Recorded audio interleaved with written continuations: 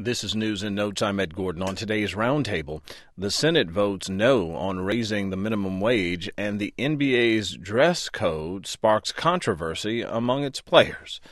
Joining us from our NPR headquarters in Washington, D.C., Republican strategist Tara Setmeyer.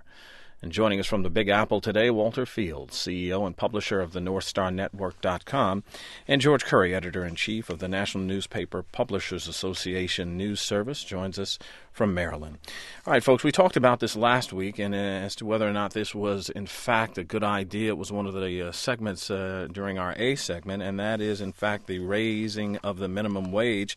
According to the U.S. Senate, Walter Fields, that should not happen. They have voted it down. Talk to me about whether or not you side with the senators who, in fact, voted against it by saying the concern was, in fact, raising the minimum wage may disproportionately hurt poor people by virtue of small business owners no longer being able to pay wages and therefore either closing their businesses or laying people off.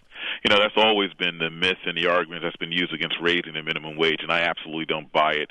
You know, I think if you look at the productivity of American workers, it has been increasing, and the fact that the minimum wage has been unchanged since 1997, and you look at the proportion of the working poor that's growing in this country, people living below the poverty line, I think it's shameful for Congress to reject this, particularly since they've given themselves raises consistently over the last 5 to 7 years. And it's just another example of how I think working Americans are being, short-sighted here in terms of their ability to have a living wage and raise a family. It's absolutely ridiculous that this was rejected on the Hill.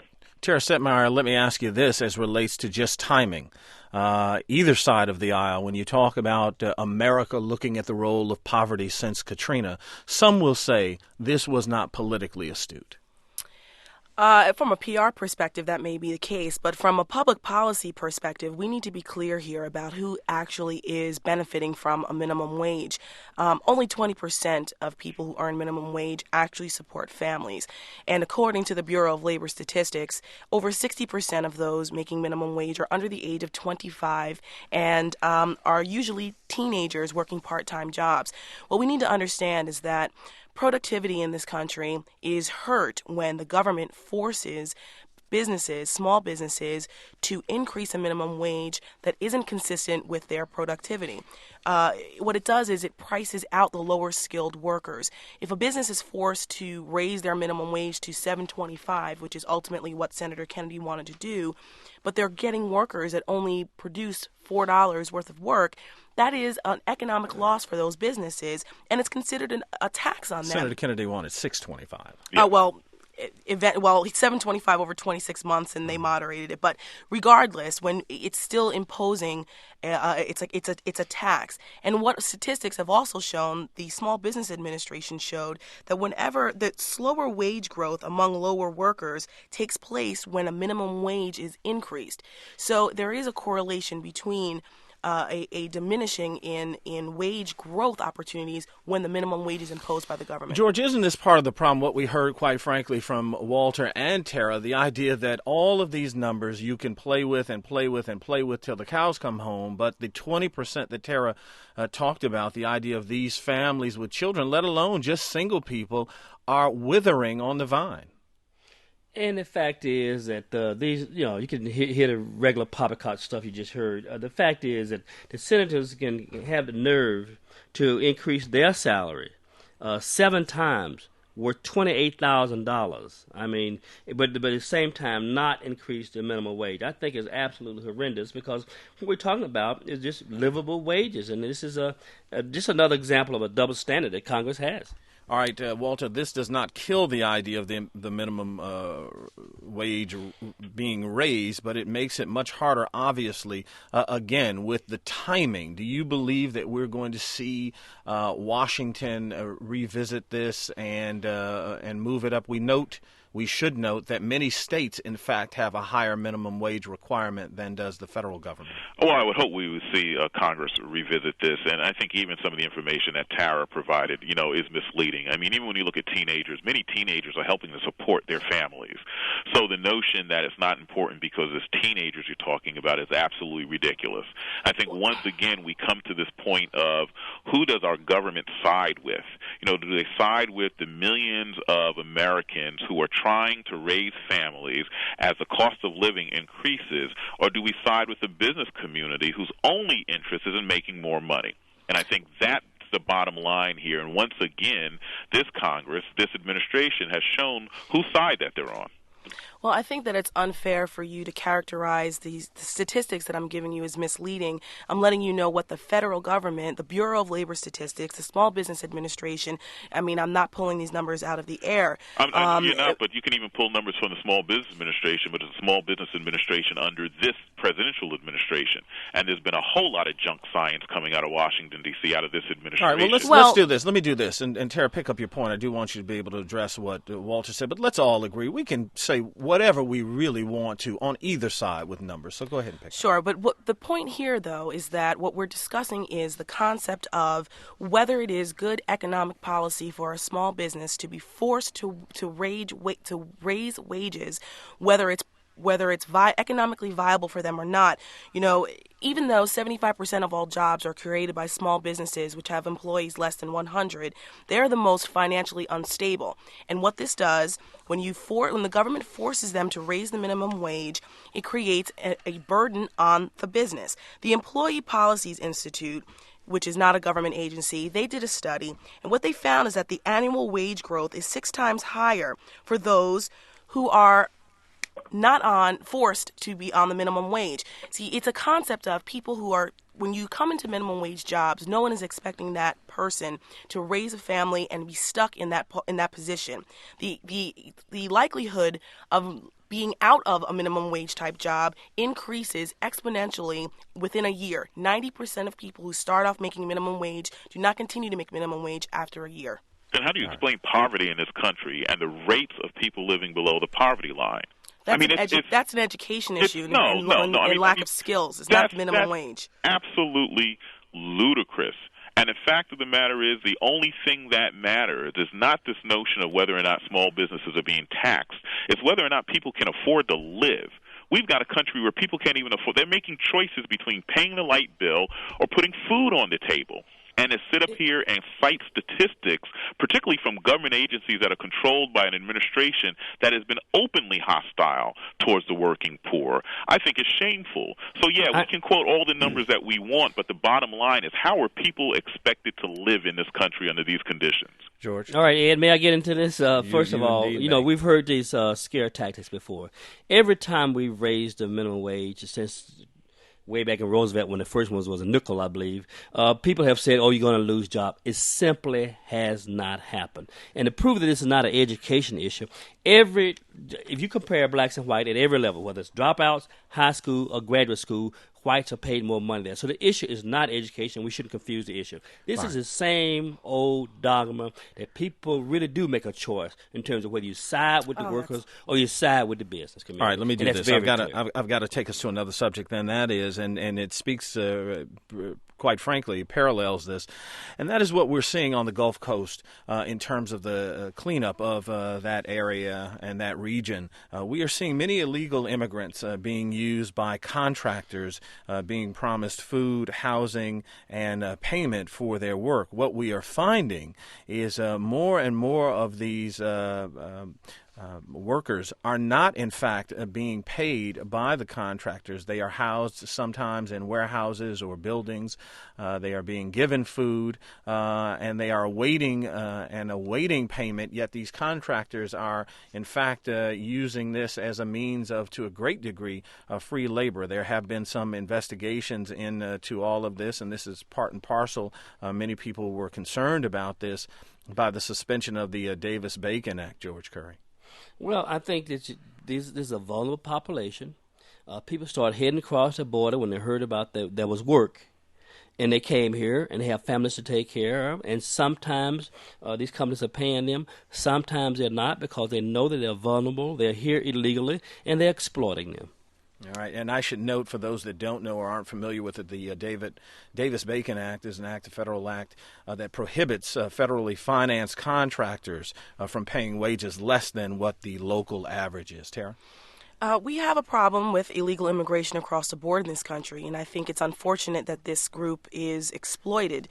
But at the same time, I fault the federal government for not enforcing illegal immigration laws. Between 1999 and 2003, the arrest of illegal workers dropped 84%. The government and businesses are complicit in this, and until we either secure the border, I'm in favor of putting troops on the border to stop people from crossing them illegally. This is going to continue to be a problem. And I use the example of we need to take care of our people here at home. These are illegal workers. These contracts and this work should be going to the residents of New Orleans and the victims of this catastrophe to help them get back on their feet. Walter? Well, I'm in favor of treating people humanely. And I think the fact of the matter is when you suspend Davis-Bacon, you open the door for businesses to use illegal immigrants because the wages that they're going to pay are so low that you're not going to get people to work for those wages. And the fact is that these people, these illegal immigrants, even though they're not citizens, they are still human beings. They're being exploited. They should be paid what they're worth in terms of their labor, and they should also be taken care of in terms of their health care needs. They are doing some very dangerous work right now in the Gulf Coast, and I can guarantee you that those who become ill or injured on the job will not be protected. They'll simply be exploited. Well, illegal immigrants shouldn't be protected with taxpayer dollars in this country. Our own citizens need to be taken care of first. There are special interest groups, church groups, charity groups, and I'm not against treating people humanely, but we need to take care of our own first. We have an administration that is traveling around the globe supposedly bringing democracy to the world. Our taxpayer dollars are going to treat so many people fairly that people who enter our country, if no one else, we should at least extend the hand so that one day they will want to become citizens. So the notion of taking care of home, if we're really interested in taking care of home, bring the troops back from Iraq, close all, stop all of your foreign incursions, and really take care of American citizens. That's all right, George Curry, real quick, I've got to get this last topic in. Go ahead.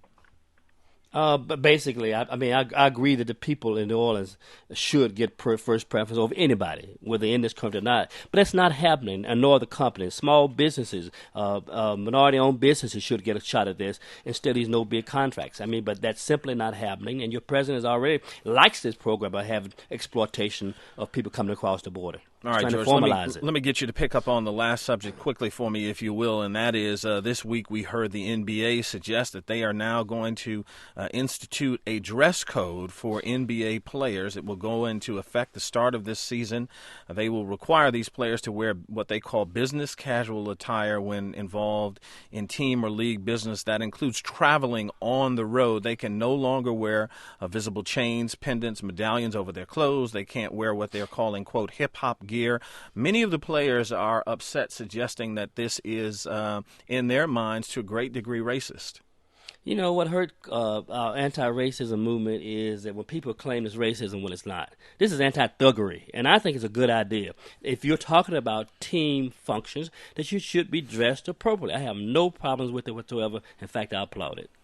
Absolutely, George. I agree with you. I think what has happened is that we've allowed such a culture of mediocrity in this country, that these are multi-millionaires, and this is a job. They still take a look at it as if they're playing on the playground and they can do what they want. There are still rules. And there should be a certain amount of respect in the way you present yourself. And if the NBA, which is their employer, decides that they want to have a dress code, a professional dress code, then that is their prerogative. I think it's absolutely ridiculous that some of these players are complaining that they should get a stipend to buy new clothes. They make $100 million a year. So I think it's they're just acting like spoiled brats, and they need very to. Few of them make $100 million a year, but they are very wealthy. many say of them. that. The league minimum is six figures, and they can afford to wear a Right. suit and tie. But six figures is a little different than $100 million. Well, a year. but Walter They Fields, make come between in, 8 come in and and 10, help $12 a brother million out, a year. man. What's wrong with a cat wearing, See, I a don't think there's baseball hat necessarily and a anything throwback wrong, because jersey? if you go back to the 70s when Julius Erving and those cats were playing, they were wearing the clothes of the period. They were wearing their afros, and people thought that was outrageous.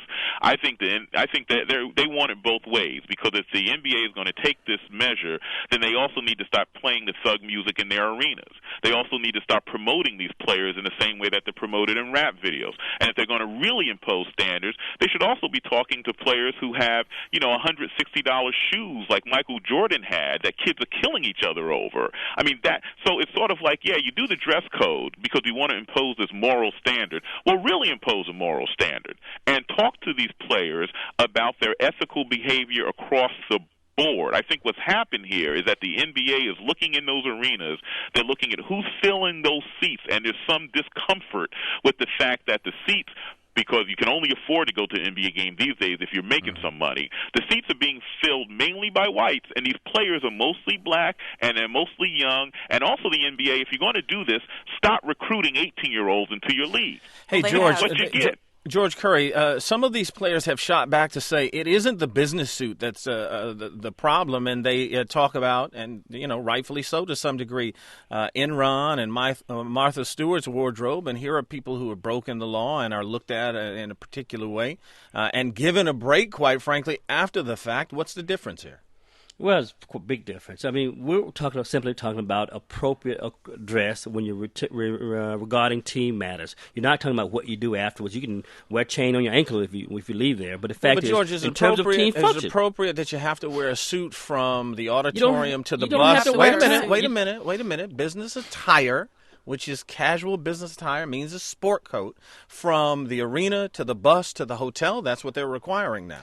Yes. Okay. And it's actually fairly liberal. Business casual attire just means a collared shirt and dress jeans or dress slacks, and instead of sneakers, wear shoes. I don't think that's too much to ask. Height of silliness.